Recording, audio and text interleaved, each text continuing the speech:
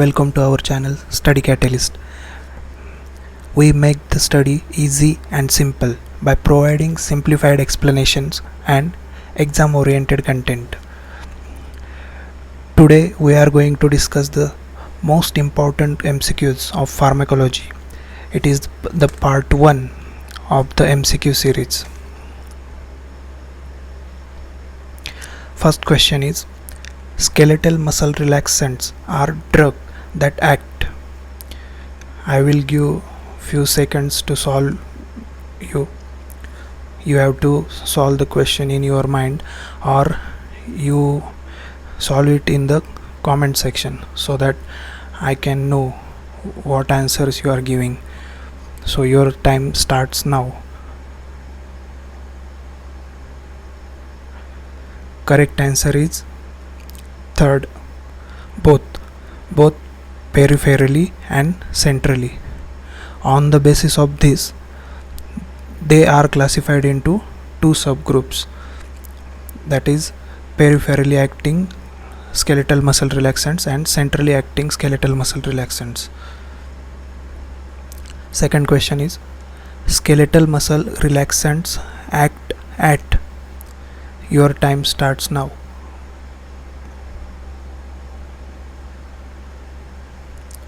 Correct answer is fourth, all of these. Skeletal muscle relaxants are drugs that act peripherally at neuromuscular junction or at muscle fiber itself, or centrally in the cerebrospinal axis to reduce the muscle tone. So the first two options are for peripherally acting skeletal muscle relaxants, and the third option is for the centrally acting. If the question is asked particularly that peripherally acting skeletal muscle relaxants act at, then only option 1 and 2 will be the correct. And if it is asked as centrally acting skeletal muscles, then option third only.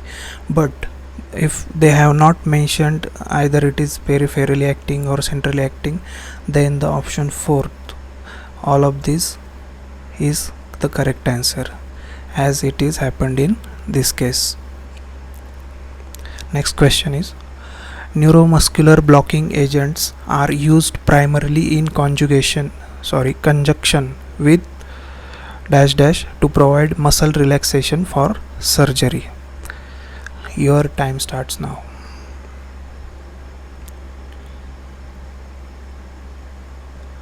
The correct option is third, with general anesthetics. Neuromuscular blocking agents are used primarily in conjunction with general anesthetics to provide muscle relaxation for surgery. These neuromuscular blocking agents are subtypes of peripherally acting SMRs, that is skeletal muscle relaxants, whereas centrally acting muscle relaxants are used mainly for painful muscle spasms or spastic neurological conditions. We can see SMRs, that is skeletal muscles relaxants, are broadly classified into two main categories, that is peripherally acting and centrally acting skeletal muscle relaxants. Now, peripherally acting skeletal muscle relaxants again classified into two main categories, that is neuromuscular blocking agents and directly acting agents. These NBA, that is these neuromuscular blocking agents, are again classified into two subtypes. First one is non-depolarizing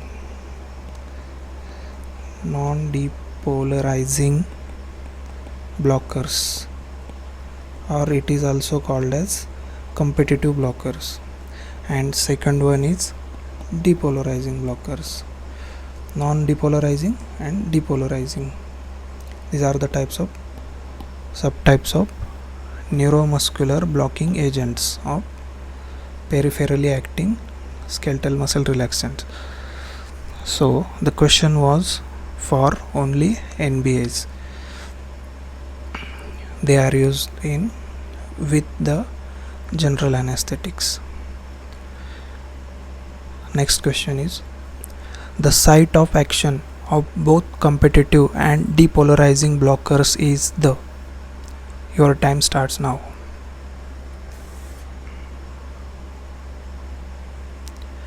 Correct answer is first, end plate of skeletal muscle fibers.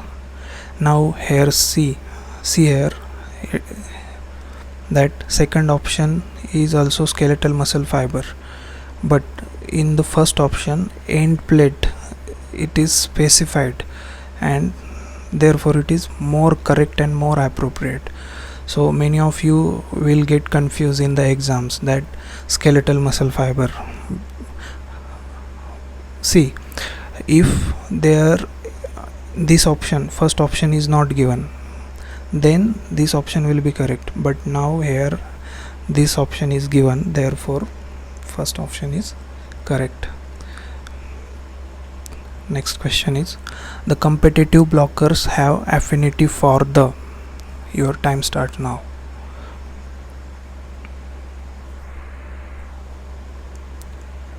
The correct answer is second option, nicotinic cholinergic receptors.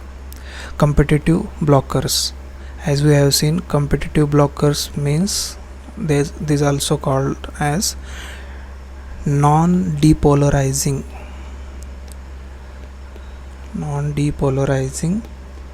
blockers. As we already seen that neuromuscular blocking agents are of two types, non-depolarizing agents and depolarizing agents or blockers.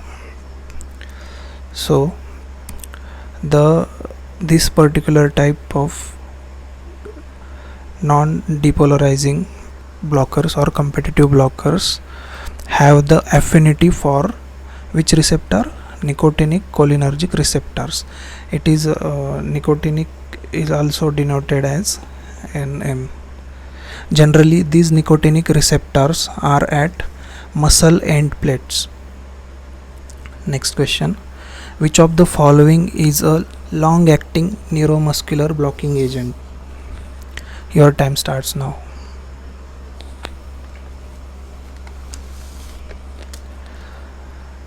The correct option is third, both 1 and 2, pancuronium and pipecuronium. These are the long acting neuromuscular blocking agents, and this mivacurium is the short acting neuromuscular blocking agent. The correct answer of this question is third one. Next question is, dantrolene sodium is a.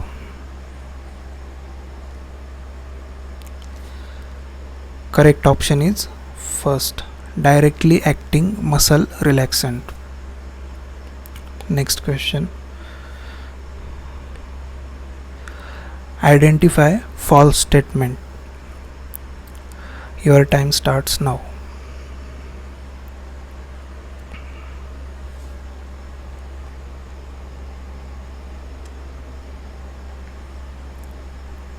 Carefully read all the statements and then decide whether which one is true or false.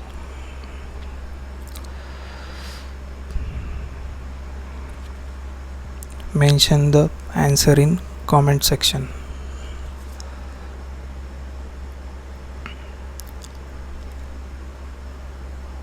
So the correct answer is fourth. This one is the false statement. All above three are correct statements. DTC, that is D-tubocuranin, does not release heparin from mast cells. This is the false or wrong. DTC releases the heparin from mast cells. Now we will see one by one the true statements or correct statements. First one is IV injection of non-depolarizing blockers rapidly produces muscle weakness. It is correct. Second is D-tubocuranin produces significant fall in BP. Third one is D-tubocuranin releases histamine from mast cells.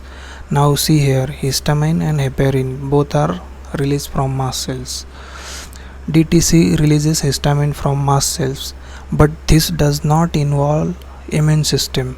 Many of you might see the confused that here mast cells, then it will be related to immunity, etc. But this does not involve immune system here, and it is due to the bulky cationic nature of molecule of the drug. So next question, all neuromuscular blockers are quaternary compounds that, your time starts.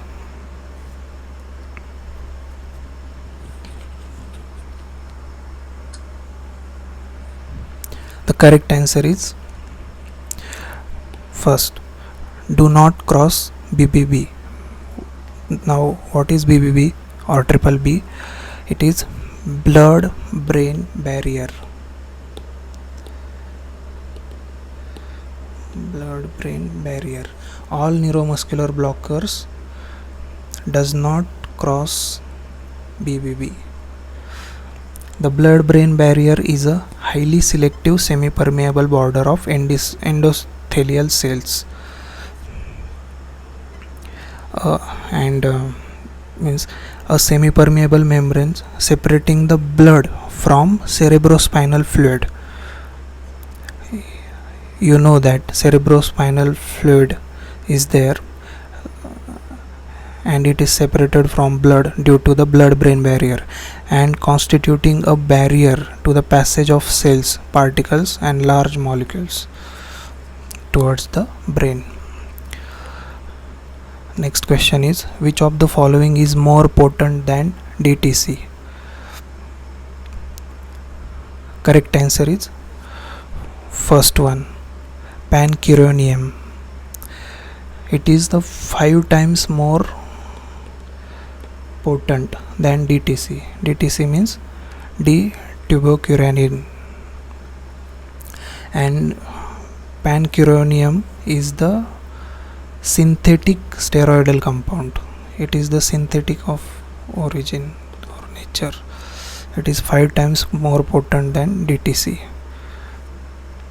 Next question, many surgical procedures are performed more safely and rapidly by employing. Your time starts.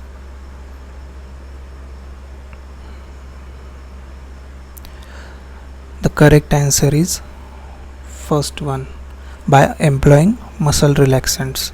Many surgical procedures are performed more safely and rapidly by employing muscle relaxants. Muscle relaxants also reduce reflex muscle contraction in the region where surgery is undergoing. They are particularly helpful in abdominal and thoracic surgeries, intubation and endoscopies, also in orthopedic manipulations. The next question is, centrally acting muscle relaxants acts by.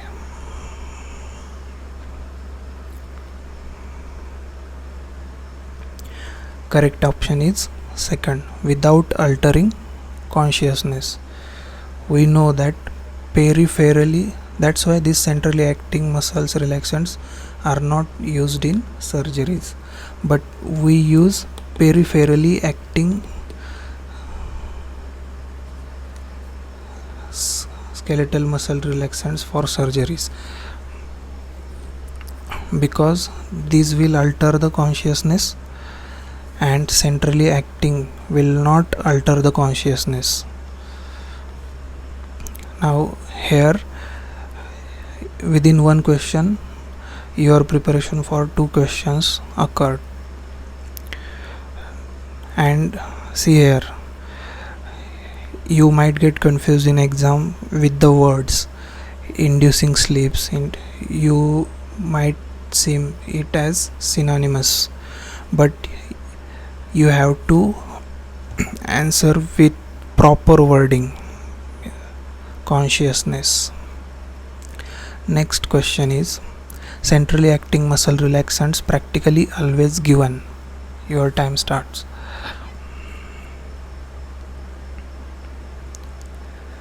Correct option is third, orally. They are given orally and sometimes parenterally. See, you have to clear about the differences about centrally acting and peripherally acting. Comparative, here in this picture, comparative features of central and peripheral muscle relaxants are given. Centrally acting SMRs, skeletal muscle relaxants, centrally acting SMRs decrease the muscle tone without reducing voluntary power, but peripherally acting SMRs cause muscle paralysis. Voluntary movements are lost here, means here no voluntary control. Second difference is, centrally acting SMRs selectively inhibit polysynaptic reflexes in CNS, but peripherally acting SMRs block the neuromuscular transmission. Centrally acting SMRs cause some CNS depression, but peripherally acting SMRs does not affect the CNS. See, CNS means central nervous system. It's acting peripherally, then how can it affect the CNS? Apply the logic if even you don't know the answer in the exam. Fourth comparison is, centrally acting SMRs given orally, sometimes parenterally, as we seen here in previous question, and peripherally acting SMRs given always intravenously. Last difference is, centrally acting SMRs are used in chronic spastic conditions, acute muscle spasm and tetanus. Peripherally acting SMRs used for short-term purposes like surgical operations. See, peripherally acting SMRs always used in the surgeries. They can ask MCQs on its uses also. Next question is, chemically which drug is related to GABA? Your time starts. Correct answer is first, baclofen. You have to know what is GABA. GABA means gamma amino butyric acid. Next question is, which of the following is not the use of centrally acting muscle relaxants? Fourth option is correct, surgeries, because for surgeries only peripherally acting muscle relaxants are used, but centrally acting muscle relaxants are used for acute muscle spasms, anxiety and tensions, spastic neurological diseases, and also in tetanus.